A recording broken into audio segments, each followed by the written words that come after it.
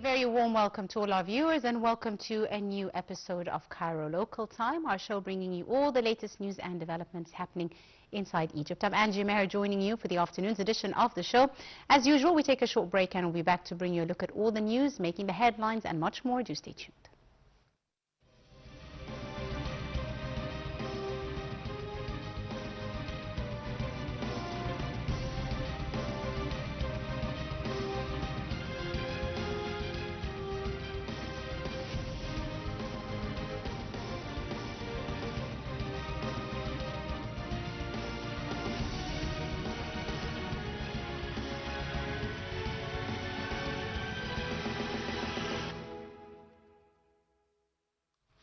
Welcome back. We begin with a look at the news making the headlines. President Abdel Fattah el-Sisi emphasized the necessity of intensifying consultation and coordination between Egypt, Algeria and Tunisia in light of the exceptional circumstances the region is experiencing, including the tripartite mechanism between the three brotherly countries. President al-Sisi's comments came as he received Mr. Ahmed Attaf, Minister of State and Minister of Foreign Affairs of the People's Democratic Republic of Algeria. Head of State also stressed the importance of building upon the outcomes of the Joint Higher Committee meeting, which was held in Cairo in November 2015 between Egypt, Algeria, as well as Tunisia.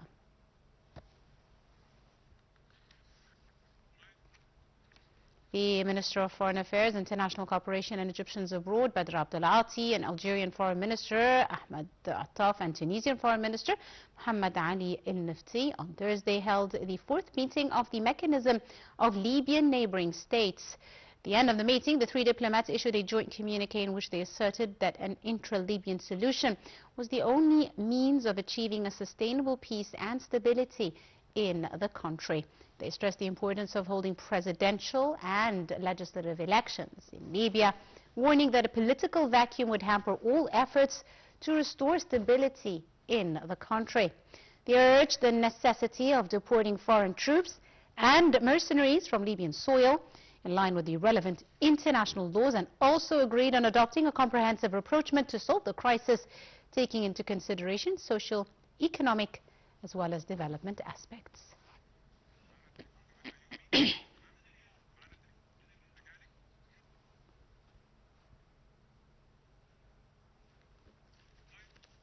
And for more on this morning's visit, we're now delighted to be joined over the telephone by His Excellency Ambassador Gamal Bayoumy, the former Assistant to Foreign Minister. A very good afternoon to you, Mr. Ambassador. Good afternoon. How are you? Fine, thank you, sir, and thank you very much for your time this afternoon. Mr. Ambassador, now, of course, today President al-Sisi received Mr. Ahmed Attaf, Minister of State and Minister of Foreign Affairs for the People's Democratic Republic of Algeria, and in the meeting they stressed the importance of cooperation and coordination between the two countries and intensifying consultation, especially in light of the current situation that the region is witnessing. How do you assess the significance of the Algerian Foreign Minister's visit to Egypt in light of the ongoing developments in the region, sir? First, let me say that I am happy with what is going on in our relation with the Arab leaders in general, and especially with the leaders of Algeria. We have a long history with Algeria. We supported Algeria, the country of the 100,000 victims because of the French occupation, and we supported them all the time. They supported us in our war against the occupation of Israel years ago, and also on the personal level. I had the pleasure to work with some colleagues from Algeria, and all of them looked to Egypt with high esteem. And the wife of one colleague from Algeria, she said, I opened my eyes in the first time in my life, and I don't know any newspaper except Al-Ahram, yes, or a magazine except Al-Musawwar and its name. Or yes, the singer Kulthum or Abdul Wahab. This is how they look to us. Yes, indeed, Mr. And recently we were together in negotiations on the international level, on the regional level with the European Union, the association agreement. Yes. I had the pleasure to be invited twice to visit Algeria to exchange experience about our negotiation system with the European Union. Mm-hmm. And now we establish also a sub-regional group, which we call it Agadir group. These are the Arab countries on the south side of the Mediterranean. Mm-hmm. And although we have also a larger free trade area within the Arab League, but this especially is benefiting from our relations on both sides, the Arab side and the European one. And as you will know, Yes. Europe is our largest trade partner and our largest investment partner. Yes, also. indeed, Mr. Ambassador. Now, the head of state emphasized the necessity of intensifying consultation and coordination. How do you see the importance of this joint coordination amongst the three countries in boosting peace efforts in Africa and the Arab region as a whole? Absolutely. We both are African. That's why we have a good and strong position, whether Egypt, Algeria, Morocco, Libya, Tunisia, Sudan, all of us are African. And there is a very good opportunity for more solidarity among us. And then we are accepted as a very good supporter to the African development. And I am so happy and proud to tell you that we are one of the most accepted face for the African. We have a long history. Many African tribes are happy to declare that they have Egyptian origin, Pharaonic origin. I met the king of King Supposer of one of the South Africa countries. In his own book, he wrote that he has Egyptian origin. In Cameroon, where I was ambassador there are many tribes on the western side of Cameroon. They are still building their houses to the shape of pyramids. Mm-hmm. So this is our relation with Africa. Absolutely. This is our relation with Algeria, and we all support each other. Indeed. In our the African dimension. Indeed, Mr. Ambassador. Now, the Minister of Foreign Affairs, on the other hand, of Egypt, Algeria and Tunisia also held the fourth meeting of the mechanism of Libyan neighboring states. What are the expected outcomes of these joint efforts to enhance a political path for Libya? Yes, here we are working on the two dimensions, the Arab African and the pure African countries. And of course, as long as we keep good relation between those different dimensions in our foreign relations, so we gain a lot. And I hear mention the initiative of our president when we have a big conference with the European, and he asked the whole world to come to invest in Africa with the Egyptian experience on the African territory. This makes every country benefit from this sort of cooperation.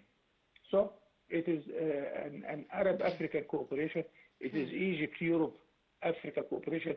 We had recently a good reaction from China and Japan to come and to invest with us in Africa. So it is a dynamic process, and we hope that all of this will lead for more cooperation, with more trade, more investment. Yes. And my famous sentence when I was leaving Africa, that if you want to trade with Africa, then you have to invest in Africa. Absolutely. Because there are lot of opportunities to invest in Africa.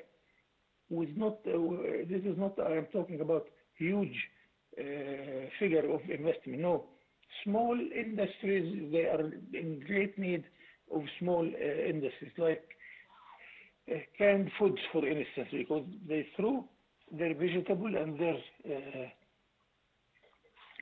vegetables and their fruits because they don't have way to keep preserve it. them. So canned food is the answer here, and it's not a big industry, or it needs a big capital to start such important industry. On that note, Your Excellency, how do you weigh, of course, the significant role played by Egypt in supporting African sustainable development, fostering efforts to reach settlement in disputed areas, for example, on the one hand, on the other, the economic development of other African nations?